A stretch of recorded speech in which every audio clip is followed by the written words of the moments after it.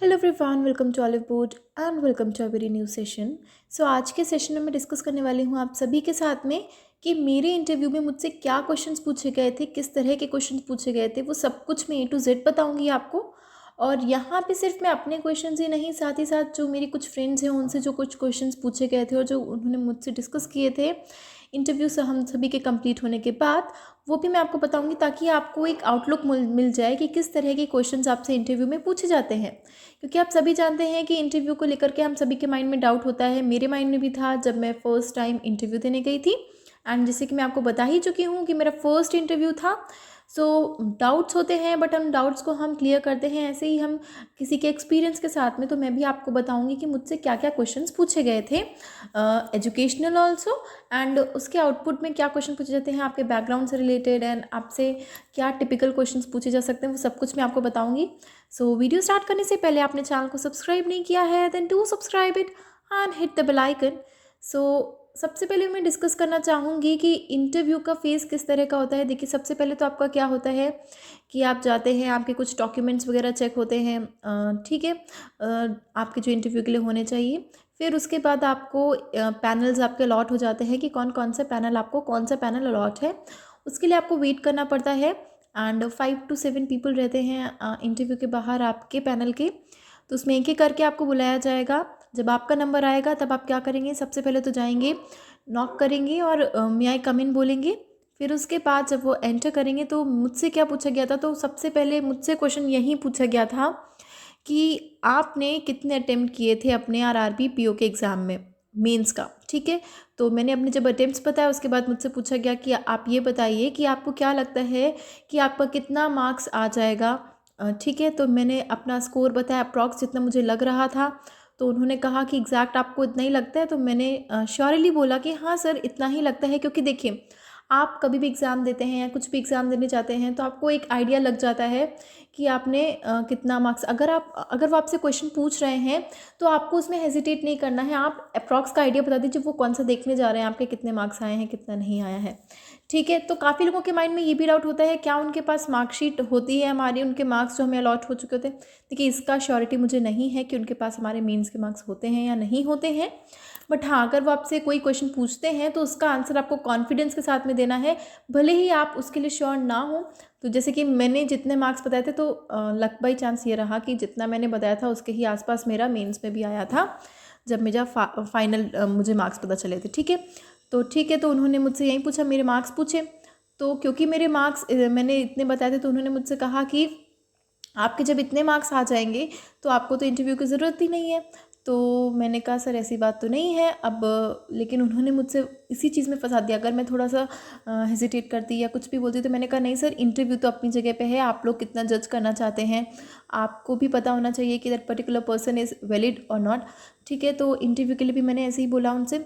तो कोई भी क्वेश्चन वो पूछते हैं तो आप उसमें हेजिटेट मत कीजिए, उसे कॉन्फिडेंस के साथ दीजिए। हाँ, ओवर कॉन्फिडेंट भी मत रहिएगा, अपना एक पोलाइटली आंसर दीजिएगा स्माइल के साथ में। देन नेक्स्ट चीज़ उन्होंने मुझसे पूछी मेरी एज को लेकर के। तो जैसे कि आप सभी जानते हैं कि मेरा जो सिलेक्शन, क्योंकि मैंने आप सभी को बताया भी था, इंटरव्यू भी हो चुका है मेरा ऑलिव बोर्ड के साथ में, तो मैंने आपको बताया भी था। तो मेरा जो एज था वो एट दैट टाइम वॉज 20। तो जब सिलेक्शन इंटरव्यू हुआ था तब मैं 20 की थी। तो उन्होंने मुझसे पूछा कि इतनी कम एज पे आप आएंगी तो आप चीज़ों को संभाल लेंगी, क्योंकि बैंकिंग सेक्टर एक ऐसा सेक्टर है जहाँ पे आपको कस्टमर डीलिंग करनी है और बहुत ही अच्छे से करनी होती है। आपका बिहेवियर और एक रिस्पॉन्सिबिलिटी होती है, क्योंकि आप मनी को गार्जियन होने वाले हैं, मनी को देखेंगे, उसको देखेंगे कि किस तरह से लोग आ रहे हैं। और एक अगर आपके अंडर में पैसा है, अमाउंट है, मनी है, कुछ भी है, तो वो बहुत बड़ी रिस्पॉन्सिबिलिटी होती है आप सभी के लिए, ठीक है। तो बैंकिंग जॉब ऐसी है जिसमें बहुत सारी रिस्पॉन्सिबिलिटी होती है। तो क्या आप ऐसी रिस्पॉन्सिबिलिटी ले पाएंगी? तो मैंने यही बोला कि हाँ सर, अगर मैं क्लियर करके आई हूँ, whether it is my first attempt और सेकंड अटैम्प्ट, तो मैं इस चीज़ के लिए प्रिपेयर होकर आई हूँ कि हाँ, मुझे इस जॉब को करना है और विद फुल डिवोशन करना है और अपनी अपनी तरफ से बेस्ट देना है, ठीक है। तो आपको भी ऐसे ही करना है कि जो भी आप आंसर दें तो उसमें ऐसा आंसर दीजिएगा कि आपको लगना चाहिए कि हाँ, वो आपके आंसर से सेटिस्फाई हो रहे हैं या नहीं हो रहे हैं, ठीक है। तो ये क्वेश्चन पूछा। उसके बाद मुझसे नेक्स्ट चीज़ ये भी पूछी कि IBPS PO आपने दिया है, तो मैंने बोला हाँ सर दिया है। उन्होंने उसके बाद पूछा कि अगर उसमें हो जाता है तो क्या आप कौन सी जॉब करेंगे। तो मैंने यही बोला सर कि आरआरबी पीओ या आईबीपीएस पीओ जो भी हो जाता है, दोनों में से पहले हो जाता है तो मैं उसके लिए करूँगी। बट मेरा ज़्यादा फोकस जो है वो आरआरबी की तरफ ज़्यादा है, क्योंकि रूरल सेक्टर है एंड साथ ही साथ मेरे उसका एक बेनिफिट ये भी है कि वो मेरे स्टेट का है एंड मुझे लगता है कि अगर मैं अपने स्टेट में रहूँगी तो वो मेरे लिए ज़्यादा बेनिफिशियल है इसके बजाय कि मैं दूसरे सिटीज़ में जाऊँ या मुझे इतना ट्रैवल नहीं करना, या मेरा एक फ़ोकस है कि मैं अपने स्टेट में रहना चाहती हूँ। ठीक है, तो आपको एक चीज़ ध्यान रखनी है कि अगर वहाँ पे आरआरबी से रिलेटेड कोई बात हो रही है तो उसमें आपको पॉजिटिव ही ऐड करना है। भले ही आप चाहते हैं कि आप आईबीपीएस पीओ में जाना चाहते हैं या आप एसबीआई पीओ में जाना चाहते हैं, बट इंटरव्यू के टाइम पे आपको जो एम्फेसिस देना है, जो पॉजिटिव साइड देनी है, वो आपको आरआरबीज़ को ही देनी है। तो इस चीज़ का आपको बहुत अच्छे से ध्यान रखना है।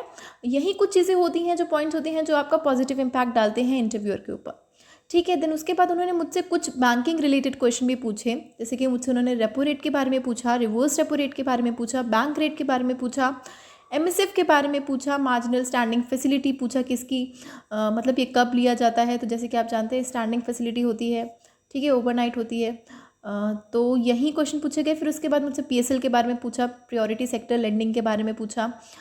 ठीक है, और हाँ, एग्रीकल्चर से रिलेटेड भी तो कुछ क्वेश्चंस पूछे गए थे, वो तो मुझे एग्जैक्ट याद नहीं आ रहा, बट हाँ, फिशरीज़ के बारे में पूछा और ऐसे ही कुछ क्वेश्चन पूछे गए। बस हाँ, मुझसे मेरे बैकग्राउंड से रिलेटेड क्वेश्चन नहीं पूछे गए, जैसे कि मेरा बीए था इकोनॉमिक्स में, तो उससे रिलेटेड क्वेश्चन मुझसे नहीं पूछा गया। साथ ही साथ मेरा 12th में पीसीएम था, तो मुझसे उससे रिलेटेड भी क्वेश्चन नहीं पूछे गए। तो बहुत लोगों से पूछे भी जाते हैं, मैंने सुना है, मेरी फ्रेंड थी, उससे पूछे भी गए थे। उसका पर्टिकुलर कॉमर्स बैकग्राउंड था, तो उससे अकाउंट से रिलेटेड क्वेश्चन पूछे गए थे। ठीक है, तो कुछ लोगों से ज़्यादा जब कॉमर्स का बैकग्राउंड देख लेते हैं तो ज़्यादा पूछते हैं। तो मुझसे ऐसा कुछ नहीं पूछा गया, मुझसे सिर्फ और सिर्फ मेरा प्रेजेंट का पूछा गया। यही पूछा गया कि आप इतनी कम एज में आएंगी और आप अच्छे से प्रिपेयर तो हैं, आपको किसी भी तरह का हेजिटेशन तो नहीं है जॉब में आने से पहले, और कस्टमर डील आप कर लेंगी। तो मुझसे एक तरह से उन्होंने कॉन्फिडेंस में लेने की कोशिश की कि हाँ, अगर आप कम एज में आ रही हैं तो आपको कितना ही अच्छे से कस्टमर डीलिंग कर पाएंगी या कितना कॉन्फिडेंट आप रह पाएंगी। और हाँ, अपने पूरे इंटरव्यू के दौरान आपको एक स्माइल रखनी है अपने फेस पे, किसी भी तरह की हेजिटेशन नहीं लानी है।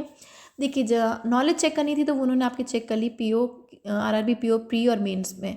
ठीक है, अब यहाँ पे वो आपका सिर्फ और सिर्फ कॉन्फिडेंस चेक कर रहे हैं, किस तरह से आप कस्टमर से डील करने वाले हैं। ये मैं आपको पहले भी बोल चुकी हूँ, बट मैं बाकी वीडियोज़ में भी इसलिए बोल देती हूँ ताकि ये बात अपने माइंड में रखें।